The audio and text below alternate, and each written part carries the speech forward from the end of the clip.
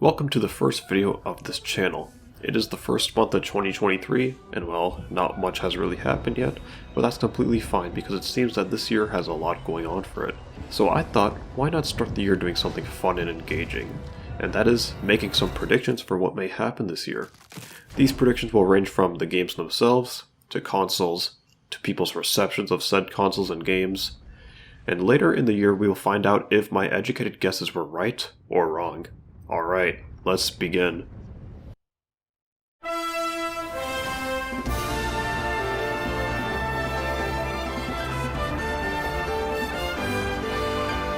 Number 1. The Legend of Zelda Tears of the Kingdom will not be delayed. I will start off this list with the prediction I am the most confident about. Right now, this is my most anticipated game of 2023, and I really doubt that will change. The Legend of Zelda Breath of the Wild is one of my favorite games of all time. It is one of the most perfect games I have ever played, and is such a genius approach to the open world genre. It's one of those games that makes you go, how on earth can they ever top this? Well, they believe they can top it with this sequel, and I fully support them on it. I haven't really been using my Switch much recently, and I am excited to pick it up again on May 12th.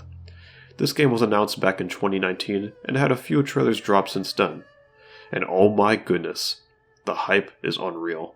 They are actually going to find a way to make modern Zelda even better. This game was actually meant to be released last year, but got delayed to spring 2023, which then became May 12th of 2023. While I was working on this video, I found out that it is reported that Tears of the Kingdom could be the last major Switch release for the system, so gotta finish strong, right? I definitely think that this game is nearing the end of its development, and is 100% set to release this May, and it is going to be awesome. Pikmin 4 is set to be released this year as well, but it's not as mainstream as Tears of the Kingdom. This brings me one question though. What about Metroid Prime 4?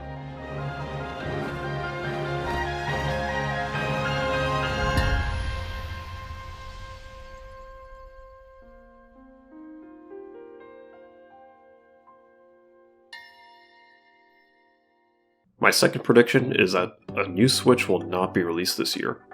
While we are still on the topic of Nintendo Switch, let's talk about a topic that gets brought up again, and again, and again from people. The Switch Pro. I get it. In a few months it will be 6 years since the Switch's initial release, and well, for the longest time, it has been considered underpowered in comparison to the Xbox One and PS4. And now it's the 9th generation, it is really behind. The Switch OLED released in the 4th quarter of 2021, and is a great addition to the family. However, while a welcome surprise, it's not exactly what people wanted. The issue with the Switch is that modern games struggle to run properly, or are just unsatisfactory.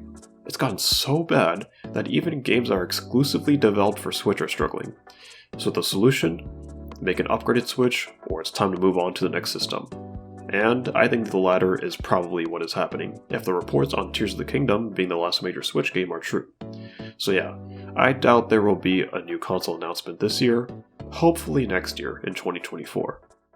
My third prediction is that AAA titles will no longer be developed for the PS4 and or Xbox One. With every generation of video games, the previous platforms no longer developing major titles for is bound to happen.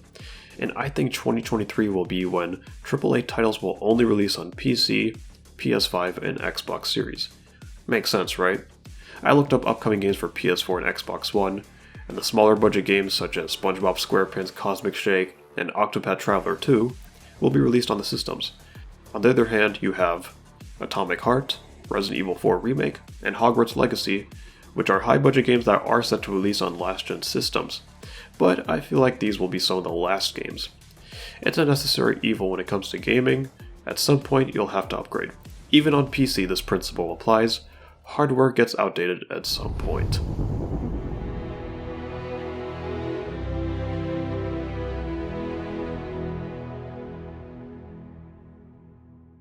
My fourth prediction, Starfield will be a polarizing and divisive title. Starfield. Oh man, this game was announced back at E3 2018, 4.5 years ago. This game will be the first new and original title from Bethesda in over 25 years. I'm not kidding, Look it up for yourself. Bethesda Game Studios have been making Elder Scrolls and Fallouts since until Starfield's release. During an Xbox and Bethesda Game Showcase last summer, gameplay and more in-depth details were revealed for the first time. So let me be honest, I've never really played a Bethesda developed game. I know, crazy right? But I do want to give some a try, and I have always paid attention to the reception of Bethesda and their games. Their games are always a big deal, whether they have developed it themselves or they publish the title. Especially considering they are now owned by Xbox, which means their games are going to be on Game Pass. Back to the topic, Starfield is Bethesda's cosmic approach to their style of open world games with RPG elements. Now while some people's thoughts seem to be good for the most part, people do not deny that there are some questioning things about it. The music and visuals are absolutely incredible, no denying that. The gameplay? Well, it's a Bethesda game alright. Story? Yeah, it looks promising. But the reason I'm predicting that Starfield is polarizing is because this game, to me, gives off a vibe where everyone up to the release is expecting something different out of this game. Space exploration can be very in-depth, or very empty. The open world environment can look mesmerizing and a joy to explore with countless things to do and keep you actively playing it. Or it could just be an empty collectathon. The combat and leveling could bring some uniqueness to it. Or it could be very predictable. I don't know. Again, I need more Bethesda experience to make a more detailed prediction. I will say a lot of people are very doubtful about the 1,000 planets being in the game. My take on this? I believe it. However, the question comes with whether these 1,000 planets are actually worth going through, or there is a case of repetition to where making 1,000 planets just felt ridiculous. However, this is a Bethesda game and people love modding, so maybe people can create their own types of planets, or at the very least modify these already existing planets and put their own twist on it. Another thing is the track record of Bethesda releases, where games would release buggy. That can definitely take a toll on people's thoughts. Finally, release reception. Without a doubt, this game will be a big deal and will be talked about for months and months. So many people are going to be playing this, so whether it be on Steam, Xbox Series X, Xbox Series S, the fact that it's literally going to be on Xbox Game Pass day one is going to make an even bigger influx of players. But regardless, I think this game will have a lot of discussions and differing opinions from critics and players due to the different expectations that are being set up. It is important to try and not compare this game to others, as it is attempting to do something groundbreaking here.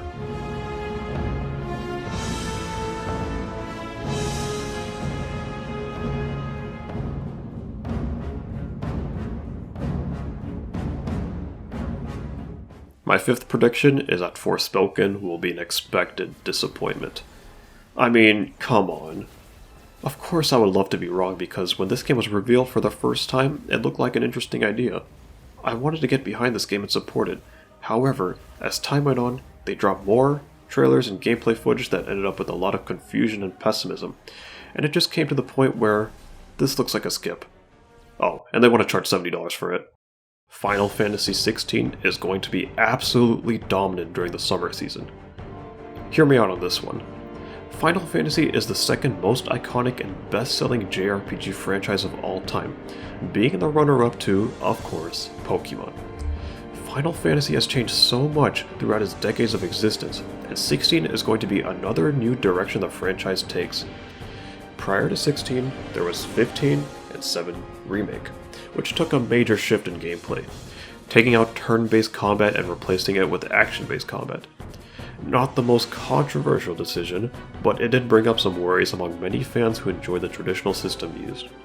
Ultimately, 15 and 7 Remake were successful, and are considered viable Final Fantasy installments, but qualms had and continue to exist both from story and gameplay aspects. But many feel that the games lack the charm that the older games had. 16 drops this June, and I think that what was learned from the past two major titles were taken into account when developing this game. First off, the marketing has been really good.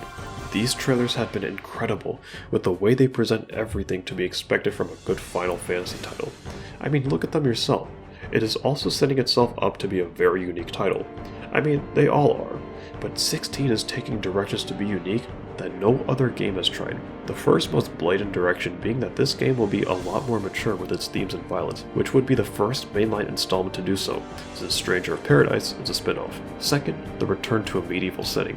For those who aren't familiar with Final Fantasy, titles 1 to 5 and 9 are in a medieval setting. The other titles have had their own distinct ideas on setting. So after almost 23 years since 9, they are returning to medieval themes, seeing how that will play out with their modern graphics and action-based gameplay. Third, the summons. Look at how they're doing summons, it looks absolutely insane. That is 100% another selling point for their game. Fourth and finally, Creative Business 3. Creative Business 3 is the developer for this game, and they also created Final Fantasy 11 and 14, the online MMOs which are very popular and have created a lot of success for Square Enix.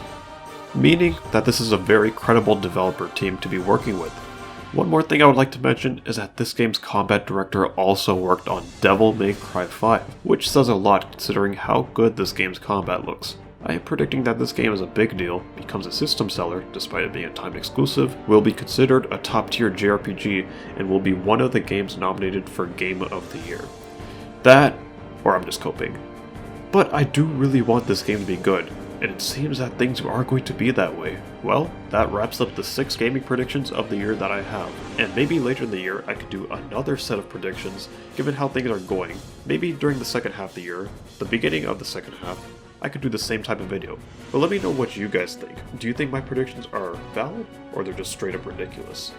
And tell me what kind of predictions you have. That's all for this video, and I can't wait to see you in my next upload.